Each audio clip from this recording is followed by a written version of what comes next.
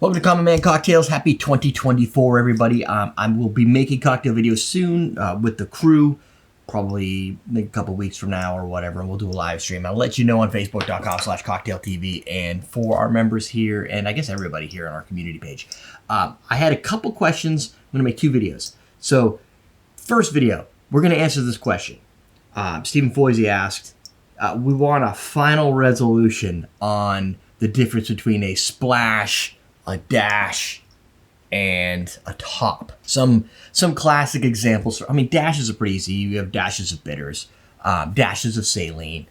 Typically, splashes, you don't see them too often, but usually in some of the older drinks where people just whip shit together in the 80s and 90s.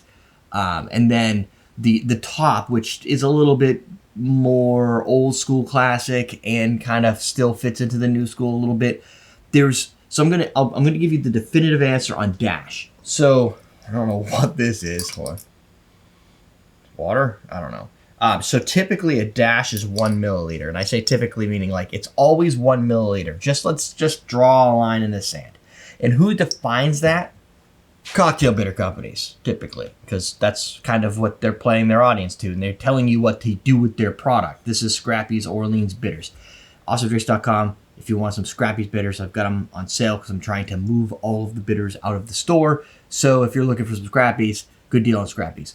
The dash in a Scrappy's bottle is a little bit different. It has a dasher, so they're defining the measure, right? This is the dasher. It's a little plastic top with a little hole in it.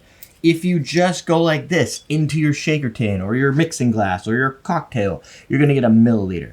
And that's just a standard aggressive shake, or dash, really is what they call it. You go like that. 1 milliliter, 2 milliliter, 3 milliliter, 4 milliliter, 5 milliliter. So if you want 5 dashes, it's 5 milliliters. If you want to take the top off and pour 5 milliliters into a little thing and measure it and fucking pour it, so be it. Now you have yourself a dash. These dashers, let's see which ones these. These might be the same. They're the same style, different size, doesn't matter. The manufacturer builds this whole to fit the product. There are exceptions to the rule if you buy the sampler sets. Let me see if I have any. So there's different sampler sets. This is Colonial Cocktail Bitters Dutches. So this little dasher is probably not 1 milliliter. And usually if you read the really freaking small print, it's really small, but suffice to say, it will give you a number. Like 3 of these is equal to a dash because it's a sample bottle. So they're giving you a smaller dasher because they don't make them that big. This one probably is a standard size, even though it's a smaller bottle. If you notice when you pull it up on the eyedropper, it only goes so high because they're measuring a milliliter. You could fit that into any eyedropper. You'll see other cocktail bitters that have long eyedroppers, short eyedroppers. It doesn't matter. There's always a gap. This is actually what's measuring the 1 milliliter, is the little squeeze hole thing here. The nipple. The nipple holds, that has enough suction to create 1 dash. So you're going to get a milliliter every time. So that's easy. It's the splash and it's the top that's confusing. For me, top makes the most sense because you're adding it to the top of the cocktail. So just fill in the rest of the recipe, right? And then you just put the rest on the top. But there's a difference between topping, let's say, a Collins glass or a highball glass in this case, and a hurricane glass. If you make a Long Island iced tea and it says top with Coke, if you make a Long Island iced tea in here, it's only going to be about this high. You top with Coke, it's like a 50% top. Or you just guess. This one, usually you're going to fill this, you get some ice in there, it's going to be about here. You got top with Coke, everything's fine. I look at top as about 1/2 ounce, maybe 3/4 of an ounce. Other people look at top as just to the top of the standard glass you would use, margarita glass, put it in the margarita glass, whatever. The problem is glasses aren't uniform. Even this is a Chicago highball. You can get these at 12 ounces, 15 ounces, maybe like 11.5. So it really screws with everything.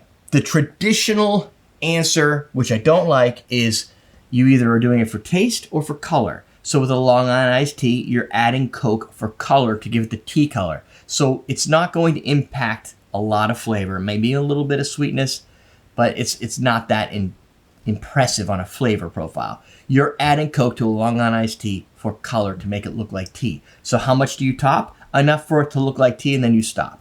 And it sucks to say that, but that's the real answer.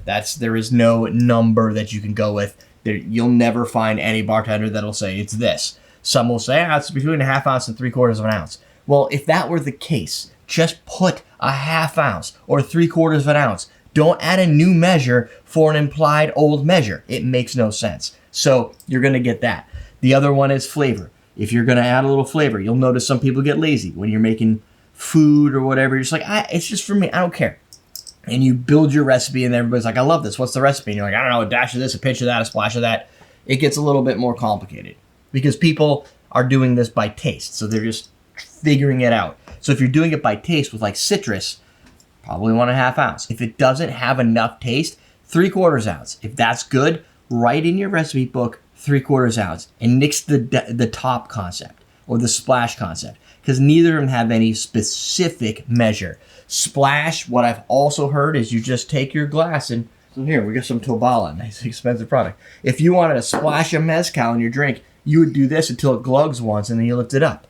Well, that's great, but the hole in here is different for every different product. Try that with a moonshine when you're putting it in a big mason jar, right? You can't just call a splash and say it's a universal constant because it's not. So I would say a top is either for color or maybe some sort of taste. Figure it out. It's a ½ ounce, 3/4 ounce. That's probably it.